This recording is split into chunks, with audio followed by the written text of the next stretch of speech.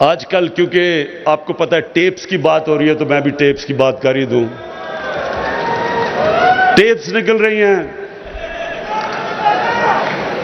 जनाब जजेस के नाम आ रहे हैं।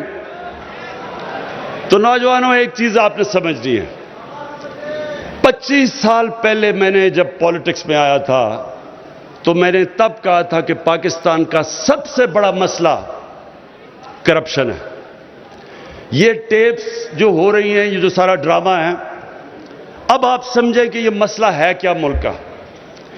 जिस मुल्क के अंदर उनका सरबरा, प्राइम मिनिस्टर और वजीर चोरी शुरू कर दें, मुल्क के पैसे को चोरी करके बाहर ले जाना शुरू कर दें, और वो बाहर क्यों ले जाना चाहते हैं, क्यों ले जाना पड़ता है? क्योंकि अगर मुल्क में पैसे रखेंगे तो नजर आ जाएंगे लोगों को, इसलिए उनको बाहर भेजना पड़ता है। तो दुगना नुकसान मुल्क का करते हैं। तब से मैं कह रहा हूं कि कौमें गरीब इसलिए नहीं होती कि उधर वसाइल की कमी है। कौमें गरीब इसलिए होती हैं कि जब उनके अपने सरबराह, उनके प्राइम मिनिस्टर, वजीर, जब वो मुल्क का पैसा चोरी करते हैं, वो मुल्क कभी आगे नहीं बढ़ सकता। अब यह हुआ क्या है, जरा ये आपने समझना है केस क्या है। पैनामा 2016 में पैनामा केस आया। वो पैनामा केस में क्या चीजें निकली? दुनिया में जिन लोगों ने अपना पैसा छुपा के ऑफशोर अकाउंट्स में रखे हुए थे, उनके नाम आ गए। उनमें से एक नाम आ गया कि जनाब जो 4 लंदन के अंदर अरबों रुपए के महंगे तरीन इलाके में फ्लैट हैं, उनकी मालिका मरियम सफदर थी। इधर से शुरू हुई बात। उसके बाद अदालत में केस गया, उसके बाद जेआईटी बनी, उसके बाद फिर सुप्रीम कोर्ट में आया और फैसला किया गया कि नवाज शरीफ को सजा हो गई। अब बजाय ये कि आप सिर्फ ये बता दें अदालतों को या पाकिस्तानियों को कि पैसा आया किधर से ये लंदन 4 बड़े बड़े फ्लैट लेने के, बजाय ये बताएं पहले क्यों निकाला,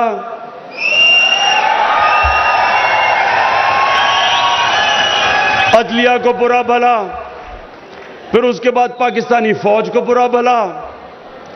मैं तो खैर बुरा भला हुई, मुझे तो वो कहते हैं बहुत जालिम हूं मैं, तो सबको बुरा भला। भाई आप जवाब दें कि आपने ये 4 फ्लैट लिए किधर से। सारी चीजें कर रही हैं लेकिन जवाब नहीं दे रहे। मेरे ऊपर इन्होंने केस किया, सुप्रीम कोर्ट में लेके गए। मेरा भी लंदन में फ्लैट था। मैंने सुप्रीम कोर्ट में एक एक चीज की 40-40 साल पुराने कॉन्ट्रैक्ट्स के मैंने कागजात दिए, जबकि मैं तो पब्लिक ऑफिस होल्डर नहीं था, मैं तो एक खिलाड़ी था। उसके बावजूद जो अदालत ने मेरे से रसीदें मांगी, मैंने उनको दी। 10 महीने लगे। मैंने क्यों? और इन्होंने अभी तक, जब इन्होंने अदालत में पूछा, पहले असेंबली में झूठ बोला, ये हैं जी दस्तावेजात, वो फ्रॉड निकले। फिर कतरी खत आ गया, वो फ्रॉड निकला। फिर क्लिबरी फॉन्ट आ गई, वो भी फ्रॉड निकली। उसके अभी तक एक कागज नहीं ये बता सके कि 4 लंदन के फ्लैट किस पैसे से खरीदे गए, क्योंकि चोरी का पैसा था। अब सारे पाकिस्तान के इदारों को बुरा भला। लेकिन जो मुझे अफसोस है, और मैं ये आखिर में आपसे सबसे बात करना चाहता हूं, ये आखिरी बात है, ये समझ जाए।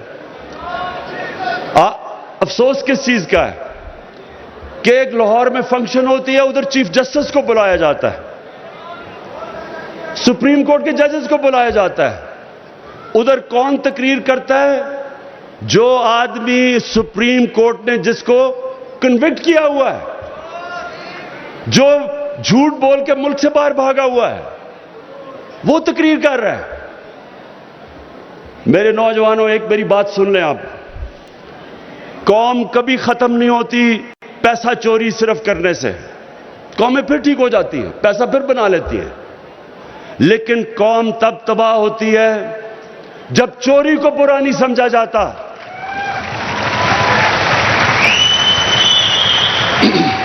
जब एक कौम की अखलाकियात खत्म होती है, कौम खत्म हो जाती है। मौलाना रूमी ने किसी ने पूछा कि कौम कैसे मरती है। मौलाना रूमी ने कहा, जब वो कौम, उन्होंने दो दरख्तों की मिसाल दी, एक खुशबूदार दरख्त और एक बदसूरत। कहता जब इनमें फर्क खत्म कर देती है, अच्छे बुरे की तमीज खत्म करती है, कौम मर जाती है। नबी सल्लल्लाहु अलैहि वसल्लम ने जो मदीना की रियासत बनाई थी, उसकी बुनियाद रखी थी, अच्छे को अच्छा कहो और बदी को खत्म करो। अच्छे को अमर बिन मारूफ, बड़ा कुरान की आयत कि हमारे ऊपर फर्ज कर दिया कि अच्छे को अच्छा कहो, बुरे को बुरा कहो। जब तक एक कौम की अखलाकियात कायम रहती है, वो कौम को कोई खत्म नहीं कर सकता। जापान, 2 एटम बम गिरे जापान के ऊपर, 10 सालों में जापान फिर खड़ा हो गया।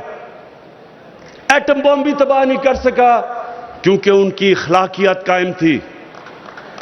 जो मदीना की रियासत की बुनियाद अखलाकियात पे हमारे नबी सल्लल्लाहु अलैहि वसल्लम ने रखी थी, उसके बाद खुशहाली आई थी। तो मेरे पाकिस्तानियों, ये मैं आप सबको आखिर में ये कहना चाहता हूं कि ये कौम वो कौम बनने जा रही है जो आप अभी तसव्वुर नहीं कर सकते। अल्लाह ने इस कौम को सब कुछ दिया है, टैलेंट दिया है। यही नौजवान बाहर जाते हैं, एक से एक बड़ा काम कर देते हैं।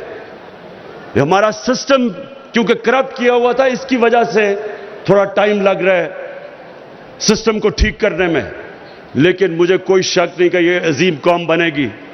लेकिन एक चीज मैं ये भी जो आखिर में आपको कहा कि ये भी मेरे ज़हन में है कि कभी भी जब तक हम अपने अखलाकियत, हम अपने मॉरल स्टैंडर्ड्स ऊपर नहीं उठाएंगे, हम वो उधर नहीं पहुंच सकते जिधर हमें पहुंचना चाहिए। इसलिए मैंने रहमतुल लिल आलमीन अथॉरिटी बनाई है। और इसका मकसद क्या है कि नबी सल्लल्लाहु अलैहि वसल्लम की जिंदगी से, उनकी सीरत से सीख के, उनके कैरेक्टर को अपनी जिंदगियों पे, उस पे अमल करें हम, यानी अपनी जिंदगी में लेके आए। हम आशिक रसूल हैं सब, हम उनसे प्यार करते हैं, लेकिन जो उनकी सीरत है वो अपनी जिंदगी पे लागू नहीं करते। और सिर्फ ये हमारा मकसद है कि अपने स्कूल के बच्चों से शुरू करें, उनको उनकी जिंदगी से सिखाएं, कैरेक्टर बिल्डिंग करें, क्योंकि अजीम कौम का अजीम कैरेक्टर होता है। उस्मान, मैं आखिर में आपको और आपकी टीम को फिर से खिराज तहसीन पेश करता हूं। एक जबरदस्त आपने ये जो प्रोग्राम किया है।